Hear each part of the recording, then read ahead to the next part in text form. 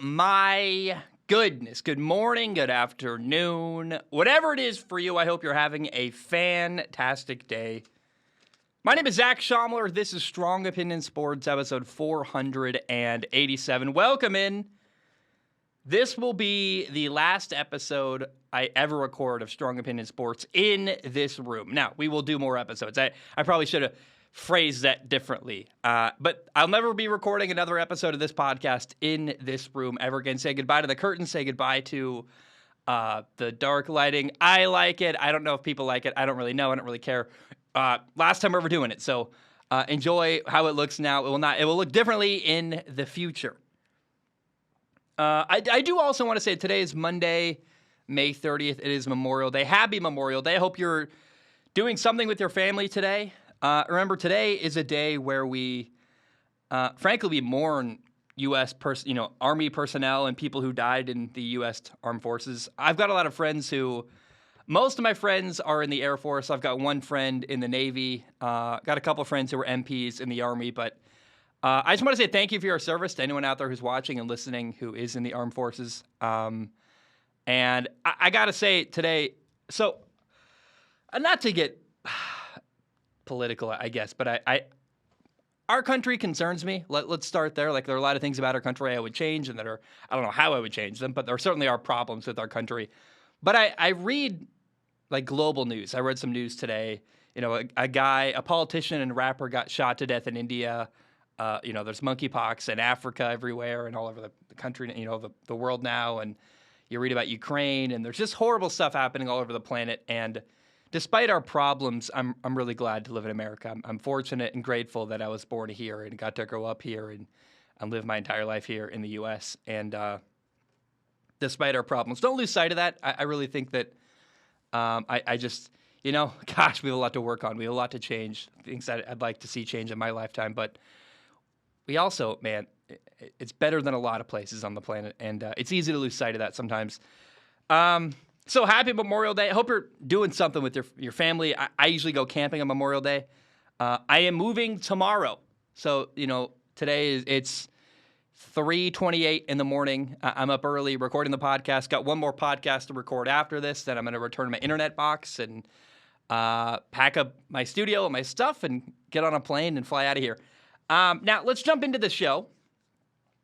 It was announced the other day that the NFL Combine will be staying in Indianapolis for 2023 and 2024. You may remember they meaning the NFL, were considering moving it to either Los Angeles or the other option was maybe Dallas. And I am so glad that it's staying in Indy. The Combine means more to the city of Indianapolis than it could mean to any other city. I mean, first of all, it's a big economic boost for the city, one that they need more than LA's got enough events. Dallas has enough going on. Indy needs this event, in my opinion. I think it's good for the city. It's also got great facilities that are perfect for the Combine, the meeting rooms, the hotels, everything. It's all there. I don't know why we need to change it. I don't know what about the Combine needs to be changed. I don't know that it even needs to be a TV event. I think it's not, the Combine isn't for football fans. Like, not really. It's for football teams to have access to players and to meet with them, and I hope it never leaves Indy. It's also a great central location in America where it's a short flight from everywhere in the country. LA is in one corner of America. Texas is also another central location. I think Indy needs it more. It's better for the city. I like it in Indy. I hope it never leaves Indy. That's my 2 cents. I'm glad that at least for the next 2 years, it will be staying in Indy. Speaking of Indy, let's talk about another big event in Indianapolis. I want to give a big shout out to Marcus Ericsson. He used to drive in Formula One. He drove for Alfa Romeo. He lost his seat. He got kind of kicked out of F1. Let's be honest, for underperforming, they didn't like what he was producing. And I always felt bad for him because, especially, he grew up I believe he's Swedish, but he grew up in Europe. And if you're a racer in Europe, like, the biggest thing in the world is Formula One, man. You grow up your entire life wanting to drive in Formula One, and to achieve your dream and then not quite succeed the way you want and have to leave, and get booted from F1, that'd be really painful. And I think the biggest racing event in the world, at least one of them, is winning an F1 Grand Prix at Monaco in Formula One. Another one, though, is the Indy 500 in IndyCar. And, after you get kicked out of F1, life goes on. Kicked out's the wrong word there, but you lose your seat. You move on. Marcus Ericsson now drives an IndyCar, and he just won the Indy 500. And it's a really cool story. I'm really happy for the guy. It's a huge deal. The final 2 laps were really great. Marcus Ericsson was in first, trying to hold his position and avoid the guy behind him from slipstreaming past him. It was awesome. It was really intense. And, and then there was actually a safety car with like half a lap to go. But just good for Marcus Ericsson. I want to give him a shout out because it's a very, very cool story. All right. With the New York Jets, there's a big contract coming up on the far distant horizon for the New York Jets. This is not a story that is a big deal yet, but it will be 2 years from now. The Jets just picked up Quinnen Williams' 5th-year option, so he's now under contract through 2023. He is their defensive tackle. Now, I have seen people projecting a potential contract he could sign next at like 5 years, $100 million for their defensive tackle. Part of that is because of the projected salary cap increase across the league. And I just want to throw this out there because it's a little story to keep track of. How does Quinnen Williams play the Jets D tackle in the next 2 years? Because they've got a lot of young talent. I think of Zach Wilson, their quarterback. I think of Jeremiah Johnson at defensive end. I think of, their pass rusher. I think of, Garrett Wilson. There are so many young, talented players across the Jets roster. There's a lot to be excited about, actually, if you're a Jets fan, other than the fact that their schedule is brutal. And what's going to happen 2 years from now when they're having to begin to make decisions on these young players? And if they all work out, every single one of their young, exciting players becomes a superstar, how do you pay all of them? And the first domino is probably going to be Quinnen Williams. Do you decide to pay the guy and keep him, or do you maybe prioritize another different younger player's contract over his? We'll see. We're way early on this. We're 2 years early, but just keep your eye on that. It's a little tiny storyline to track over the next 2 years. How does the Jets defensive tackle Quinnen Williams do, and what kind of contract does he end up earning 2 years from now? By the way, apparently Jets quarterback Zach Wilson bulked up and put on a ton of weight this offseason. Alongside that, within the same division, the Patriots quarterback Mac Jones has people saying that he's in the best shape of his life. It looks like he didn't leave the facility all offseason. And I'm so excited for both of these guys. They came straight from college, went to the NFL, became an NFL starter in year 1. And imagine going from Provo, Utah, BYU, to becoming the starting quarterback of the New York Jets. That's a really big change, and it was like months apart for Zach Wilson. I think Alabama to the Patriots is a little bit more gentle, but it's not. That's still a big jump, man. And both of them, Zach Wilson and Mac Jones, have put in a lot of work this offseason, at least so it would appear. I'm rooting for them a ton in year 2 this fall. I love watching young quarterbacks do well. I root for them. There's so many young quarterbacks to root for in the NFL. And I'm glad to hear positive stuff about them going into year 2. And man, I hope they do well. I'm really, really rooting for both of these young quarterbacks. Okay, this is part 2 of a series. Part 2 and the final part. I should also say, by the way, this is going to be a very, very short episode, I would believe. We're doing this episode because last episode I went through every division in the NFC, and I recorded what I had at the time because, remember, I'm moving tomorrow, and I was like, I don't know how much I can get done before I leave, and I didn't know if I could get this recorded before I moved. So I did that episode. I recorded what I had. Here we are recording part 2 of that episode. Today, I want to go through each division in the AFC, and I'll share who I believe is the best team in each division. It's a fun exercise. Remember, the offseason moves are now basically all done. Rosters are pretty much finalized. We got a couple more moves that'll happen in the next couple months, but I want to set our expectation levels now, and then for the next month and a half, roughly, we'll dive into film and do a lot of film analysis content, and then, early August, end of July, roughly, we'll start getting into preseason predictions. But let's set our expectations now. These are the teams that I think are the best in each division in the AFC. Let's start out East. Who is the best team in the AFC East? I think the answer is rather obvious, But let's take our time getting there. It is not the New York Jets. I like what the Jets are doing. I think they're headed in the right direction. And honestly, I feel kind of bad for the Jets because I think their schedule is brutal. They're a young team. There's a lot of exciting young names. You got Zach Wilson, Elijah Moore, Garrett Wilson, Quinnen Williams, John Franklin Myers, Jeremiah Johnson. And that's just a few of the guys to be excited about on the Jets roster. But, let's be clear. Despite a couple exciting names and maybe hope for a couple of years from now, everyone knows, even Jets fans, the Jets are not the best team out east. Now, what about Miami? Miami is interesting.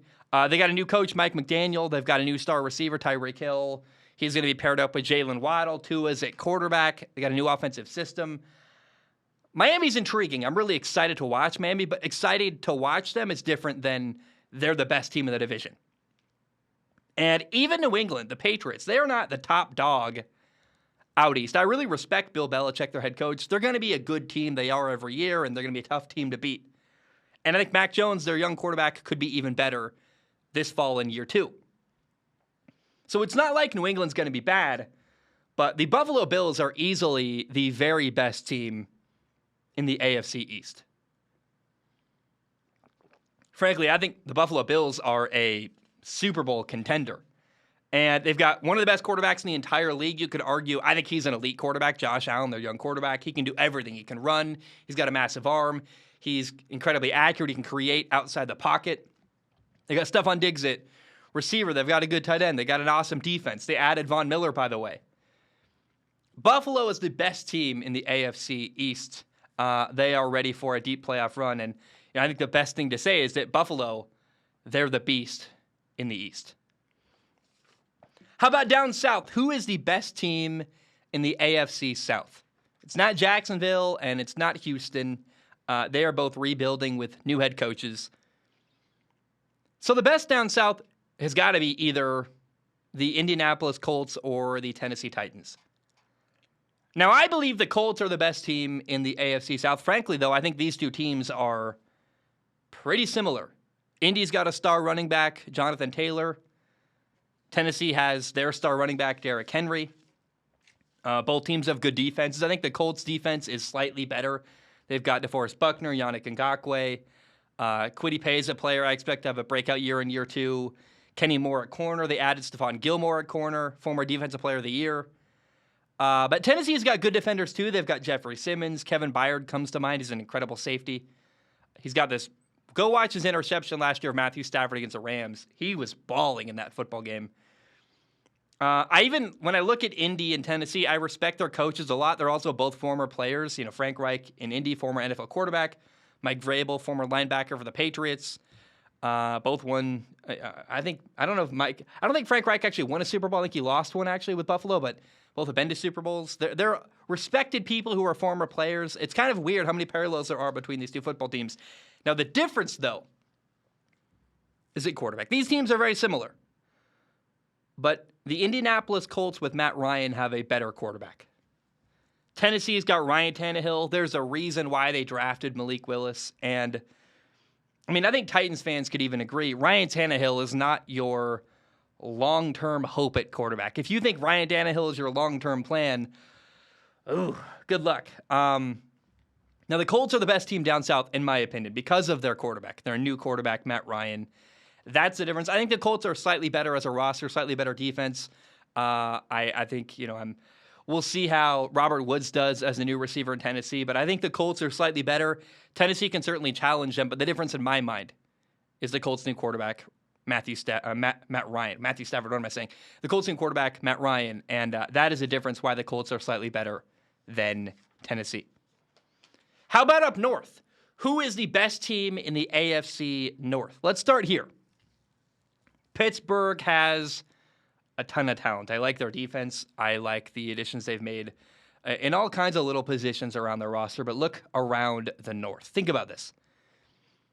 The other 3 teams have a star quarterback, Lamar Jackson, Deshaun Watson, and Joe Burrow. No matter who the quarterback is in Pittsburgh, whether it's Mitchell Trubisky or whether it's Kenny Pickett, even if Kenny Pickett is like a really good quarterback,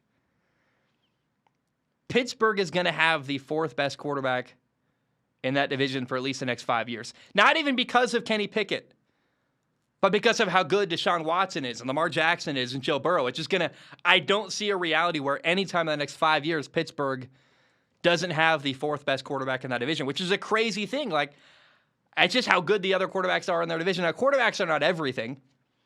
Cincinnati's pretty good. They just went to the Super Bowl. They've got an offensive line that got even better this offseason. They've got 3 stud receivers, Jamar Chase, T. Higgins, and Tyler Boyd. They've got a good running back, Joe Mixon. And they've got a good defensive line. So Cincinnati's good. The Ravens are solid. I think the Baltimore Ravens are probably the third or fourth best team in this division. The Ravens or Pittsburgh are going to finish probably third or fourth here. They do have a former MVP, Lamar Jackson, at quarterback. They drafted well, like really well, actually. I worry about their receiver situation, though. And I just think that Baltimore, they're not at all the best team in the North. The very best team in the AFC North is the Cleveland Browns, at least on paper. Deshaun Watson at quarterback, Nick Chubb at running back, Amari Cooper and David Njoku catching passes, receiver and tight end. A good offensive line. It's the best offensive line Deshaun Watson has had, by the way, in years. And on defense, you got Myles Garrett, Jadeveon Clowney, also Chase Winovich on the defensive line, Jeremiah Owusu-Koramoah at linebacker. I've got a good secondary. Denzel Ward, Grant Delpit, Greg Newsome, Greedy Williams. Man, there's a lot to be excited about in Cleveland. And now, even though on paper they've got the best team, I thought they did last year as well. I thought last year the best team in the North in the AFC on paper was Cleveland. Having good players is one thing. You got to put it all together. They've got to, Kevin Stefanski's got to call a good game. Last year, I thought they had a great team and went 8-9. It's really disappointing. So, will Deshaun Watson get suspended? Can Cleveland put it all together? They've got a great team. If it was Madden, they'd be incredible. Can they live up to their potential? If they do, the Browns should win the AFC North. They're the best team in the division, in my opinion. I want to hear your thoughts. So what do you think? Am I crazy? Is it blasphemous of me to say that Kenny Pickett, no matter what happens, is going to be the fourth best quarterback in that division? I think it's not about Kenny Pickett. It's a statement about how good the other quarterbacks are in their division. It's really an unfair fight. Who do you think is the best team in the AFC North? I think it's Cleveland. I think Cincinnati's a very close second, and then it's Baltimore or Pittsburgh, depending on what happens and how good the quarterback play is in Pittsburgh. Who do you think is the best team in the AFC North? Let's talk about the West. I got a drink for this one. Oh, my goodness. Unfortunately, this is water, not alcohol. This is the kind of question that almost demands alcohol. Who is the best team in the AFC West? How do you even answer that question? Because, man, there's so much talent. The AFC West is kind of a bloodbath. The Raiders made the playoffs last year, but they have a new coach and a new GM. They've got Josh McDaniels at coach. But they also added a stud receiver, Davante Adams, maybe the best receiver in the entire NFL. He is reuniting with his former college quarterback, Derek Carr. They destroyed people at Fresno State. They got a running back I like, Josh Jacobs, Hunter Renfrow at receiver, Darren Waller at tight end, Max Crosby and Chandler Jones at defensive end. The Raiders are good. And then you look at the Denver Broncos. They just added a new head coach, Nathaniel Hackett. They also added an incredible, probably Hall of Fame quarterback, Russell Wilson. Probably, is Russell Wilson guaranteed Hall of Fame at this point? Let me know what you think. I don't know how to answer that. I think probably. It's a little early in his career to be, proclaiming that, but man, he's good. And it seems like Russell Wilson is the missing piece needed in Denver. They've got a solid offensive line. They've got I don't think people realize how good the receiving core is in Denver. Cortland Sutton, Jerry Jeudy, Tim Patrick, and KJ Hamler. Talent across the board that's going to be, made to look even better with Russell Wilson throwing them the football. They've got a good defense. Denver looks like they're going to be really, really good. Then you look at Kansas City. By the way, Kansas City's won the division 6 years in a row. I don't think people realize how dominant Kansas City's been in this division. We're really quick to dismiss them. They've still got a legendary head coach, Andy Reid, and a legendary quarterback, Patrick Mahomes, a stud star tight end, Travis Kelce. At receiver, Juju Smith-Schuster, Mecole Hardman, Marquez Valdes-Scantling, who came over from Green Bay and I think could be even better utilized here in Kansas City. A good offensive line, some studs on defense. I mean, on the defensive line by itself, Chris Jones, Frank Clark, and rookie George Karlaftis. Justin Reed is our new safety in Kansas City. There's a lot to be excited about in KC. Now, every team in the AFC West is really, really good. And I think every team in this division has a shot at the playoffs. But I believe the LA Chargers are the best team in this division. And I look at what the LA Chargers have. I mean, they are absolutely loaded. It starts with their young quarterback, Justin Herbert. They've got a running back, Austin Eckler. At receiver, Keenan Allen and Mike Williams. Keenan Williams is not a person. Who's the guy from Saturday Night Live? Keenan, is his name Keenan? I don't remember his name. He's a longtime cast member. He's hilarious. In LA, they've got a really good offensive line. By the way, they made it even better. They just drafted a rookie guard, Zion Johnson, in the first round. That's exciting. They've got a good defense already. Then they made it even better this offseason. They added a shutdown corner, J.C. Jackson, and a stud linebacker, Khalil Mack. I think LA is the best team out west. And that leads me to a question on Patreon from ENK. You can write into the show. Go to patreon.com/Zach Schaumler so you can write in the show as well. ENK writes in and says this. Hey, Zach, I think we're crowning the Chargers as the AFC West champions too early. Everyone has seemed to forget that Kansas City was in the AFC title game last year. And the Raiders made the playoffs over the Chargers despite having a significantly worse roster. Although I do think the Chargers had a great offseason, I think a lot of people are overreacting. How say you? It's a fair point. I mean, maybe I am overreacting to the offseason that the LA Chargers had. But think about this. This is the Chargers pass rush. They've got Joey Bosa and Khalil Mack. That's one piece right there. So I think they've got the best pass rush in the division, and it's a division where you got a lot of great quarterbacks. You got to get after the quarterback. They're going to create problems for Russell Wilson, Derek Carr, and Patrick Mahomes. That's good. They need to make that happen.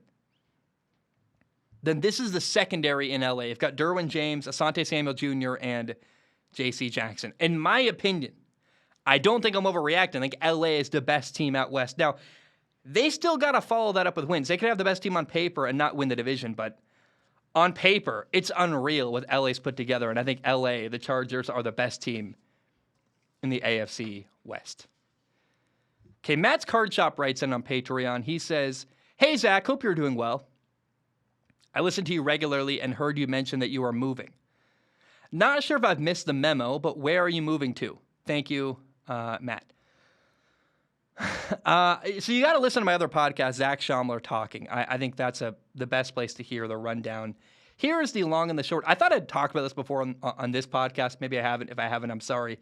I put my stuff in storage. Mostly it's my video game collection. My desk is going there today. Putting a couple things in storage here in Hawaii. Tomorrow I get on a plane and I'm flying back to the mainland. I shipped my truck off 2 weeks ago. And I feel like I need to go find myself a little bit. I need to go on an adventure and see the U.S. And I'm not going to lie. I'm not really sure what direction my life is headed in, other than I feel like I'm really nice. I've got a good handle on how to treat other people and how to interact with people. I fortunately have a career I love. So I know how to act. I've got a career I love. I don't know what kind of life I want. I'm not really sure where I'm headed in life. Do I want a wife and kids? Do I want to live in the woods as a hermit? Do I want to? I just don't know. I'm not really sure. So I'm going to go. I'm moving into my pickup truck. I've got instead of a van, a pickup truck seemed like a more unique and more fun option. I want to be able to off-road. I got a 4x4 truck. I wanted to. If I don't like living in a vehicle, I didn't really want to own a really nice built-out, camper van. A pickup truck sounded like a way more normal option that would appeal to me if I don't live in it. So I bought my dream truck a couple months ago. I'm moving into it. I'm going to travel and do my podcast from the road. Like I said, kind of go find myself a little bit, whatever that means. Travel the U.S., go to football games all across the country, probably go to the F1 race in Texas in October. I've got so many friends across the country, people who invite me to their home, who either I've met through Strong Opinion Sports or on Instagram, or people who listen to the show who are like, hey, let's get dinner. Let's throw a football. Let's play catch. Let's get lunch. Come ride my jet ski in Wisconsin. Come meet my family. Come meet my wife. Come whatever. Like, I want to go meet people and go experience the great wide world out there. Interview people. Like I said, I mean, I really think I might go to – I could do whatever I want. Living in a pickup truck, you just got to drive to wherever you want to go. I'm thinking I'm going to go to Alabama against Texas A&M on October 8th. That sounds really fun. I'll be really close by already in the South. I'm just going to detour a little bit, go over there first before I go to Texas. I mean, that's the life I want. I'm going to live really, really cheap. My bills are like $800 a month. Living out of my pickup truck, it's very simple.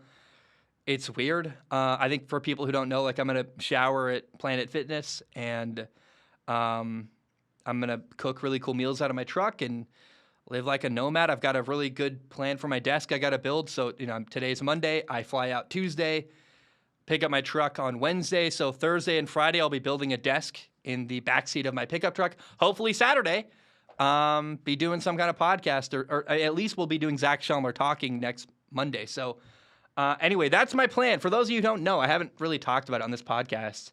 I don't really want to too much more. I mean, I kind of just want to show you my plan and you'll see, and not everyone's going to like it. It'll be kind of weird. I personally don't think it matters what the show looks like, especially when I'm doing film analysis. Like, it's more about the film than it is about what you're seeing with me, whether I'm in front of curtains or in the backseat of a pickup truck. As long as the audio sounds good and the content I'm saying is good, I think that's what really matters. That's part of why I started wearing the black T-shirt is that I wanted something that was loose-fitting and easy to wear on the road, so I bought 8 of these black T-shirts. I think people are worried, like, hey, man, you've worn the same T-shirt for, like, every episode for, like, 2 months. I'm like, no, I have 8 of these. I bought 8 of them at Target. They're the perfect shirt for me. I love them. I'm most comfortable in them. And they're the perfect thing to wear on the road because when you're filming every day and you want something loose-fitting, it's not hot and sweaty, you want something you can roll up and pack really small, they're the perfect, most versatile shirt. I've been planning this and plotting this for months. I'm sorry I haven't told Strong Opinion Sports' audience, apparently. But that is my long-term plan. I'm moving into my pickup truck, driving across the country, and I would like to meet you. Send me a message. I'll be in your area at some point, and I'm excited to go meet a lot of people who listen to the podcast and interact with people and interview them. And we're going to go interview my buddy Marcus Whitman in September in Minnesota. Like little stories like that. I can't wait for that, and I'm very, very excited. Okay, Tim writes into the final question today. Tim says, hey, Zach, just wanted to see if you were planning on doing film analysis of Mac Jones. Are you going to make a video on him? He had the most success last year of any rookie quarterback, but obviously he was also on the best team. Is he legit? That's a question for another day. I'm going to do a film analysis of Mac Jones. He's on my list. He's very early on my list. Zach Wilson is first. I got Carson Wentz and then Zach Wilson, and at some point we'll do, hopefully middle of June, Mac Jones. Here's the big question to me. What was missing from Mac Jones' game? Like, why do I feel hesitant to embrace Mac Jones? There's some reason for that, why I'm not like, I'm excited about a lot of these young quarterbacks. Mac Jones, I'm kind of like, I'm very like, kind of meh. Why is that? What about Mac Jones' game has given me kind of a middling impression of him? Is that even fair? Let's watch his film. Let's see. Is he good? Is he bad? Is there something missing from his game that makes me feel like he's middling? I'm not really sure. So we'll find out. I will do film analysis on him. And what I'm really excited to kind of talk about is what he can do better this year. That's the kind of focus. That's why I like doing young quarterbacks a lot more than – it's hard to do a film analysis of Patrick Mahomes. Like, what does Patrick Mahomes need to work on? Or Aaron Rodgers? Or, like, when you do a film analysis of one of these elite superstar quarterbacks, really all you're doing is appreciating how good they are. Whereas when it's a young quarterback like Zach Wilson, you can really talk about the stuff they did wrong and got to work on and build on going into next year. So, yeah, obviously I've got a film analysis planned on Mac Jones. Let me know what quarterbacks you want me to do a film analysis on in the comments below. Please write in. Tell me who you are interested in. I'm very curious. I do listen to what you guys say and who you are interested in. And I'm not going to do other positions. Quarterback is where my passion is. I got to make what I care about and am passionate about. So we'll do quarterbacks. But let me know what quarterbacks you are interested in me doing a film analysis on. and right into the show. I'd love to hear your opinions. Guys, that's all I have today. Told you to be a short episode. We made it to 30 minutes. I'm skeptical it's actually going to be 30 minutes when I edit this down a little bit. I had a moment where I had to cough and had to cut out a part, but we'll see. I love you. I appreciate you so very much. Happy Memorial Day. Hope you're having a great time with your family and relaxing and enjoying the country we live in, if you live in America. If not, wherever you are, I hope you're doing well. I love you. I appreciate you. Have a great day. And bam, we are done.